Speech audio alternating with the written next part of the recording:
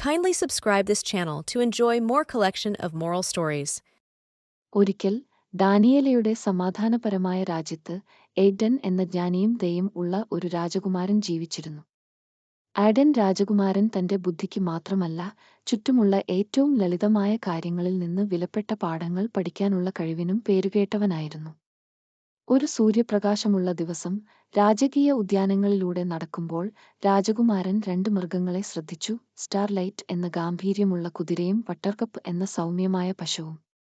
ഈ കണ്ടുമുട്ടലുകൾ തന്റെ വിധിയെ രൂപപ്പെടുത്തുന്ന അഗാധമായ പാഠങ്ങൾ പഠിപ്പിക്കുമെന്ന് അയാൾക്ക് അറിയില്ലായിരുന്നു. ഒരു പ്രഭാതത്തിൽ രാജകീയ കാലിത്തൊഴുത്തിൽ സ്റ്റാർലൈറ്റ് എന്ന ഗംഭീരമായ കുതിരയെ ആഡൻ രാജകുമാരൻ നിരീക്ഷിച്ചു. കുതിര അശ്രാന്തമായി ചാട്ടം പരിശീലിച്ചു, പക്ഷേ അത് ഇടറി വീഴുകയായിരുന്നു.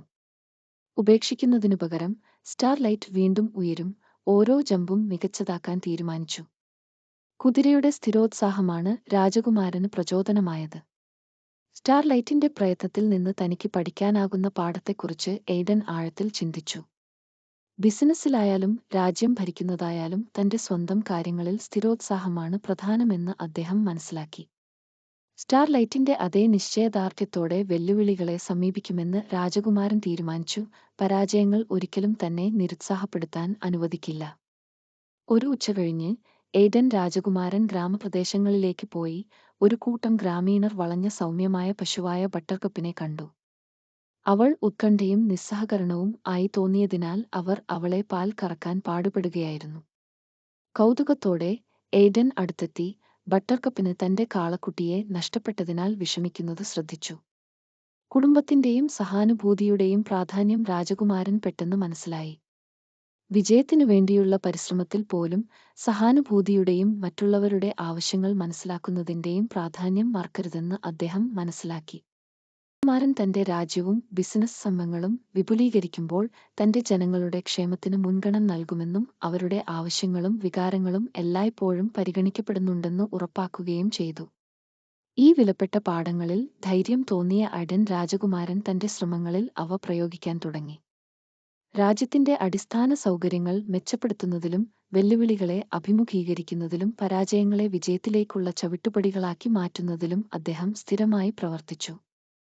അതോടൊപ്പം തന്റെ പ്രജകളുടെ ക്ഷേമം ഉറപ്പുവരുത്തുന്ന അനുകമ്പയുള്ള നയങ്ങൾ അദ്ദേഹം നടപ്പിലാക്കി.